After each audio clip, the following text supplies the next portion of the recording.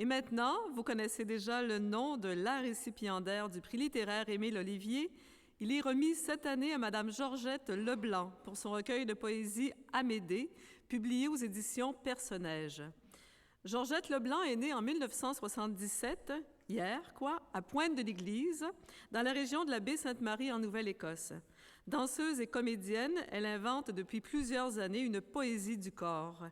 Passionnée des histoires et de l'expérience acadienne et canadienne, elle a fait un doctorat en études francophones à l'Université de la Louisiane à Lafayette. Georgette Leblanc obtient en 2007 le prix Félix Leclerc et le prix Antonine Maillet-Acadie-Vie pour son premier recueil de poésie intitulé « Alma », publié en 2006 aux éditions Personnage. Elle vit présentement en Nouvelle-Écosse. Elle publiait en 2010 aux éditions Personnage toujours Amédée, son deuxième recueil de poésie. Ce recueil s'est révélé une véritable découverte pour le jury du prix littéraire Émile Olivier. À la limite du conte par sa voix narrative, Amédée possède une langue vertigineuse, soulève des images d'une grande qualité poétique et puise sa force vive dans les racines de l'histoire. Récit épique, ce recueil est une œuvre de création dont les fondements soutiennent toute la richesse littéraire. La langue de l'auteur est musicale, à la limite du poème chanté, et s'inscrit tout naturellement dans la tradition noble de l'oralité. Les jurés ont qualifié ce recueil de « véritable célébration de la langue ». L'auteur possède un sens de la rythmique hors du commun et une créativité remarquable. Elle a trouvé le chant de sa propre langue. Un recueil qui peut et doit se lire à voix haute. J'invite Madame Leblanc, donc, voilà, à s'approcher. J'invite bien sûr Monsieur Wallon à s'approcher également, Monsieur le ministre Vallière et Madame Saint-Pierre, ainsi que Monsieur Labaume, à s'approcher pour la remise des insignes, du chèque et la poignée de main, ainsi que la photo, bien sûr.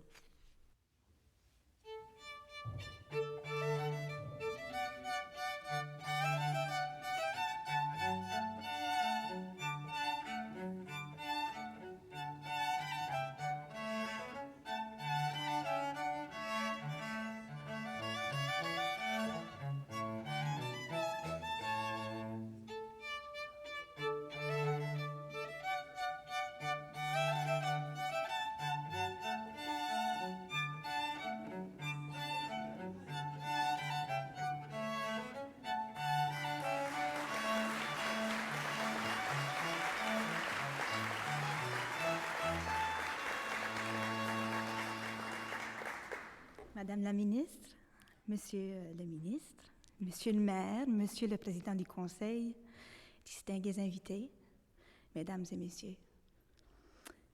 Je suis très heureuse, émue de me retrouver ici parmi vous.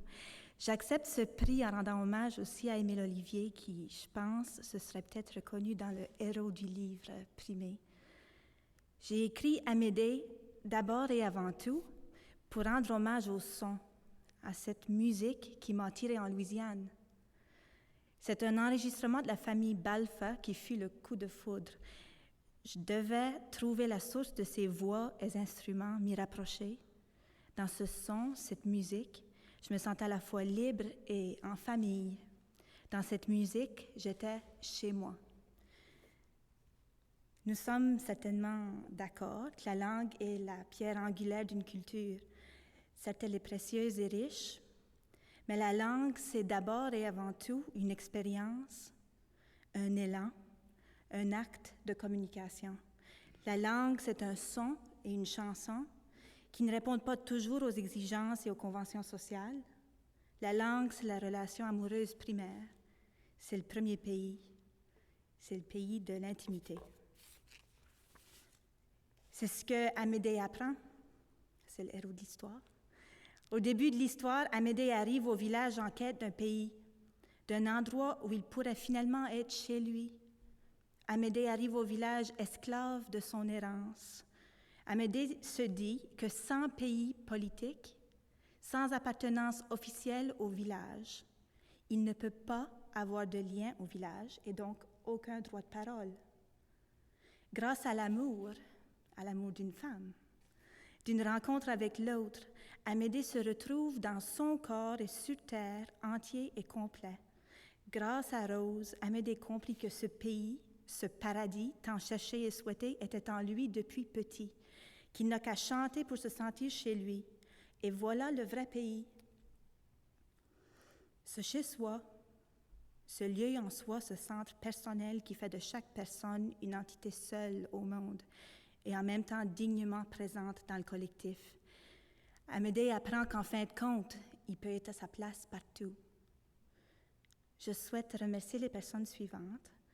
Mon éditeur, ici présent, et ami, Serge-Patrice Thibodeau, qui dirige les éditions Personnages avec Jovette Cyr, mes éditeurs non officiels, la docteure Betty Dugas, ma mère, Germaine Comeau, auteur, et François Godet, artiste visuel, pour me prêter si généreusement l'œil et l'oreille, les bibliothécaires de l'Université Sainte-Anne pour faciliter la longue étape de recherche, le docteur Barry Ancelet, qui a si généreusement été mon guide pendant 7 ans à l'université, le fonds du Gars Leblanc, parce que les artistes, c'est pas évident des fois, ça c'est la famille, le Conseil des arts du Canada et le Nova Scotia Department of Tourism and Culture.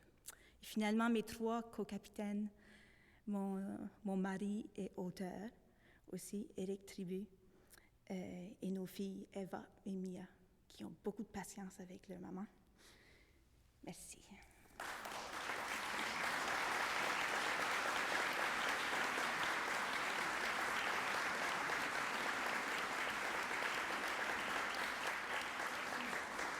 Et si vous me le permettez, on m'a demandé de vous lire un petit extrait du texte, du livre. Donc, je vais vous lire le prologue, en fait, d'Amédée. C'est du fond de la cale que ça venait, un son comme une pluie, fine, comme une poussière de loin, oreille creuse dans la mer de la coquille, un braquement, une chaleur, une pesanteur, du sable trempe entre les orteils. Et j'étions plus dans le logis. J'étions derrière les rideaux de la nuit, dans les veines de la nuit. J'étions les yeux d'une tempête qui s'en venait vite, qui montait, qui voulait, qui virait, et en virant, virait plus fort jusqu'au galop. Un champ de bêtes pris lousse à faire et refaire le cercle de la terre, à battre le cœur en 4 enfers jusqu'au feu. Et les chevaux et la pluie et la terre entière, comme la fin des temps, comme si en dehors du temps, et les cris d'hommes et la montée du sang, et la rondeur et le troupeau et la montagne, et toute la misère du monde. La porte ouvrit. Y ouvrir. La goule de baleine ouverte comme un port.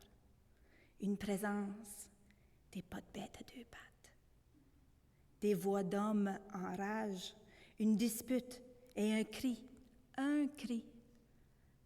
Et aussi vite que ça va monter le vent et la pluie et les chevaux et toute la misère du monde, dans un cri, ça arrêtait. L'histoire a braqué dans la nuit, dans la plus profonde des nuits, dans la sueur de l'attente ronde comme une goutte qui se nomme point, qui se voit point, parce que t'es trop pris à grouiller dedans, trop pris par sa chaleur, par son temps qui se fige point. L'histoire a braqué dans la nuit, dans la sueur de mon écoute, dans l'eau de lune forte, si forte, dans ma marche, pieds nus à gobiller, pris dans le cri, pris dans le son, parti, comme on quitte trouver tout ce qui reste. Merci.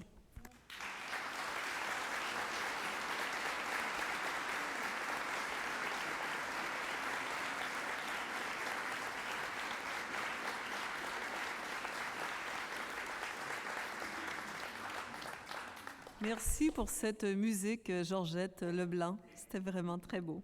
Félicitations encore une fois.